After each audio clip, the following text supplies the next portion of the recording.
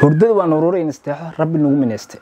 taas waa mid labadisla ogahay qof kasta wuxuu jecel yahay inuu naruurahaasi in isteexaas marba uu ku jiro jabigaasi oo qof kasta hurdo inuu hurdo aad buu jecel yahay waayo waa mid kaliya maanta in hadii nagaash aad doonaysid aku nagaanaysid hadii aad doonaysid in macnaha oo body growth aad ku helaysid waxa dhan waa meesha ku soo kulmeen balse hadii lagu dhaho hadii qaabkan u seexatid caafimaadkaaga ay dib u leedahay waxay noqonaysaa mid halis ah oo u baahan inaad ka digtoonaatid waayo marka lagu lahaa naruuri in isteexo lagama wado in macnaha waxaan ay caafimaadkaaga dib u keenaan balse waxa jira khaladaad adi aasimaysid kaasoo sabab u yeelan karo caafimaadkaaga inuu damage u geysto sidaa darteed marka videoan waxaan jeclaystay maanta inaan kula wadaago 7 qaab qaldan hadii aasimaysid xilliga jiifka damage u geysanayaan jirkaagi sidaa darteed marka intaysan damage ku geysan waxa haboon in adiga ka fogaatid inta aysan biyo ku soo gaarin ayladka moosa sidaa darteed marka waxa jiro marka tinigiyaan hadii mar walba iska ilaalisid runtii isteexaas in naruuraas hurdada lagu sheegay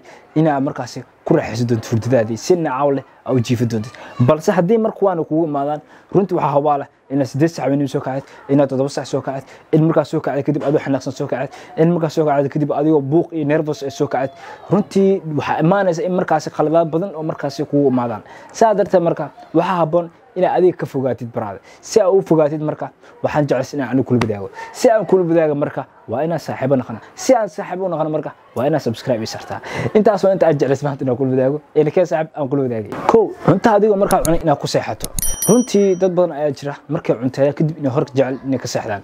waana hubaal marka cunto inay hurdada degdeg ku qabanayso taas laakiin ogow waxay sabab iyo saameyn ku yeelan kartaa caafimaadkaaga runtii waxa jira dad badan dhahaan gastri ay u dhacay oo wajiif la ahay saa darteed marka waxa laga yaabaa in markay wax cunan ay hor ka seexdaan runtii ma haboon marka wax cuntid in hor ka seexdo sababtoo ah cuntada marka cuntid hadii aad hor ka seexdid cuntada waxay stomach-ka meesha ka xirmi lahayd inaysan xirmin aloosha oo kadibna oo cuntadaasi banaanka soo aad ilaa ay dhunta meelaas esophagus-kan ay imaado taas oo sabab u lahaynayso in cuntadaasi marka deficit-ka oo dhacanka bile-ka oo cuntada deficit oo aad u kiimiko ah inuu ku wareego asna cuntadaas uu ku dhex milmay inuu ku dhex wareego meesha esophagus meel aan loogu talagalin taasoo sababaysa in maanta dhan gastri wax noocaas ah ka sheeganayso kadib sabab ku noqota habeenkii saqadhaxa soo kacay waa jiif waasi waxa haboon cunto marka cuntid ilaa 20 daqiiqo kadib ama 10 daqiiqo kadib inaad seexato taasoo ka caawinayso inuu deficit-ka cuntadii ka kala yareeyay oo wax badan shiiday kadibna calooshaadana isxirmatay labo jiifka ku isticmaal telefoon sababtoo ah dad baa jira markay inta seexan kor telefoonka si isticmaal isku diimaadaan kadibna jiifkooda galaan ogow laba horta damage u geystaa ko marka koowaad waxa markaas isticmaalaysid inay maskaxdaada rubidaada ku wareegata oo hurdo dhaqso ka imaawaysid kadibna markaas hurdada xilli dambe ku sii gaartid oo hurdo iska waasid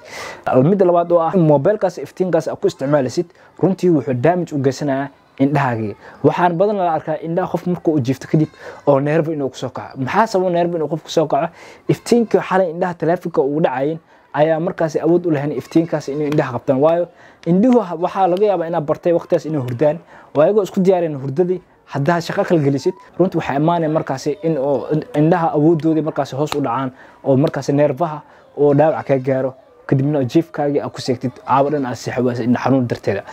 saddex adigu xaaji ku yeesha seexan marna dad baa laga yaabaa inay seexdaan ayagoo kaadayso waasi darteeda aysan kicinin jiifaan halka qaarna ayagoo saxarooyinkii wax dhan hayaan iska seexanayaan waasigaas yarka aad haysatay awgeed waxa laga yaabaa in aad damage weyn u geysatid caafimaadkaaga waayo kaadida waxa ogaataa inay tahay kiimikadaasna waxay aad u dilaysaa kaliyaha hadii markaas aad saari waysid waxa dhaawac ku dhacaya kaliyaha oo waxay u geysanayaan infection taasoo sababaysa berito in macnaha kaliyaha infection ka dhacaan oo adiga caafimaadkaagii qaybaha u muhiimsanaa damage iska gaarsiisay marka looma baahna qaskaagii inaad wax gaarsiisid kaliyahaagina aad wax gaarsiid kaadida mar hadii xaajo ku qabato adiga marxaladda jiif ku jiro u bood xaajada soo dhamayso kadib jiifkaagii jiifo far qaabka u saxanayso runtii qaabka u saxanayso waxay muhiim u tahay inaad ogaatid sababtoo ah hadii qaab kale u saxatid qaabkaasi oo adhooti damage u geysan kara naftaadii iyo noloshaadaba waayo waxa laga yaabaa fiiri sambal hadda marka u jiifto qaabkani waxa hoos u dhacaya shaqada wadnahaagii aad ma ay saameyn kugu yeelanaysaa sidaa darteed waxaa ka qurux badan in u seexatid qaabkan waxaa la sheegaa inuu nabi u seexo jiray sallallahu alayhi wasallam dalka saynisyahannada ay dhahaan qaabkan waxay awood u leeyahay wadnaha si fiican u shaqeeyo kadibna neef fiican qaatid jirkaagana si nadiif ah u degsado saynisyada hadda jiraan ay dhahaan waxa waa qaabkan wanaagsan halka nabi uu dhahan mar hore qaabkan ayaa warsan sallallahu alayhi wasallam saa darteed marka waxa qaabka u jiifnaysa in saameyn ku yeelka naftaada qaabka uu wanaagsan ah confidence ee raaxan ku dareem karto inuu yahay qaabkan shan leer ku daaran baraada marna ha seexanay saaxib sababtoo ah leerka intuu ku daaran yahay ogow jirkaaga waa intuu u shaqeynaya baraada marmar qaar waxa laga yaabaa in aad aragtid in aad jirku hurdo hayso daalan maskaxdan ay caadi fresh tahay taasoo sababaysa in aad kala garan waysid waxa jira ogow sababtu waa iftiinkaas daaran inuu jirkaaga habeenka ka shaqeysanayo unugyada jirkaaga taasoo sababaysa marka in jirkaaga maskaxdaada kala shaqeeyaan taas damage ay u keensan kartaa jirkaaga iyo maskaxdaadaba sababtoo ah lama baahna baraada in jirkaaga iyo maskaxdaada kala shaqeeyaan waxa loo baahan si wada jir inay wax wada qabtaan soo nabada jeedaan soo nabada kacaan taas waxay ka caawinaysaa inaad markaas aad noqotid qof hurdada ku raaxaysta laakiin haddii mar jirkaagu shaqeynayo maskaxdaadana ay fadhiso runtii hurdada kuma raaxaysan jirku uu daalin yahay saa darteed marka ka fogow xilliga jiifka inaad daaratid leer waxa noocaas ah waxaa habboon inaad ku seexatid qol mugdi ah ama haaf qolkaasi ka mid ah nalalka oo jiifka loogu talagalay sida nalalka noocaan inaad ku seexatid adeesi ama luqluqashada runtii markaad seexanaysid intaadan seexan ka hor waxaa ogaataa in luqluqashada iyo adeesiga qayb weyn ka qaataan nadaafadaada iyo caafimaadkaaga sababtoo ah haddaadan cadaysin ama luqluqan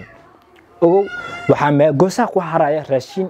soo cuntay raashinkaasi ogow aawadan afka isku xirnaayeen goosaas waxyaabaha ku jira runtii waxa damage u gasnaan ilkahaaga iyo jiritaankooda waxa laga yaabaa inay meesha ku qurmaan kadibna oo laga yaabo allen waxa jiftid waa 8 saac waxa laga yaabaa inay wax qurmaan waxa markaas damage u gasnaa ciridadaada waa halkay ku taagan goosahaaga hadduu hilibkan ay qurmiyo oo ciridkaagina dhaawac sida ku soo gaaro bararo runtii gooskaagana markaas qalqal ay ku jira ama ilkahaagi waxaan laga yaabaa ilkaha inay ku waasid meeshaas marka looma baahna in markaas seexanaysid afkaaga wax ku haaraan waxa loo baahan in markaas seexanaysid afkaaga uu noqdo mid nadiif ah cadaysatid ama haddii markaas loo luqanaysna luqaqtid todobo nigis ha ku seexan baraada inta badan dadku waxa dhacda in nigis ay ku seexdaan wuxuu sabab ku yeelan karaa mustaqbalka inuu ka dhigo madaliis sababtoo ah nigisku waa mid ku dhagan jirkaaga wuxuuna keenayaa kuleelkaas iyo nigiskan jirka ku dhagan wuxuu caburinayaa runtii xaniyahani ogow waa meesha ay ku jiraan spermka taasoo sabab u yeelan kara marka inuu dhaawac ka gaarsiiyo xaniyo waa qayb ka mid ah jiritaanka ninka ragga saa darteed marka ogow nigiska marka waxay dhaawac u geysataa xubintaadii taranka gebi ahaanba saa darteed marka waa inaad ka fogaataa si aysan mustaqbalkan kuu dhaawacin ama haddana kuu dhaawacinba marka waa inaadan ku seexanin nigis iyo wax kugu dhiganba waa inaad ku seexataa mid confidence aad ku helaysid oo aad ku dareemaysa markaasi raaxo sababtoo ah jiifku waa raaxo sahan kuu sheebraaday intaas ma maanta inta aan jecel aan kula wadaag basic ahay waxaana hubaan ah inay ka badan yihiin wax aqli soo socda intaas marka ku seeyin subscribe sar channelka like si gambalaalka furaha hor u joogto saaxib waayo waxaan ogaanay inuu yahay gambalaalka meesha aad ku ogaa kartid wax walba soo galay si aysan kugu dhaafin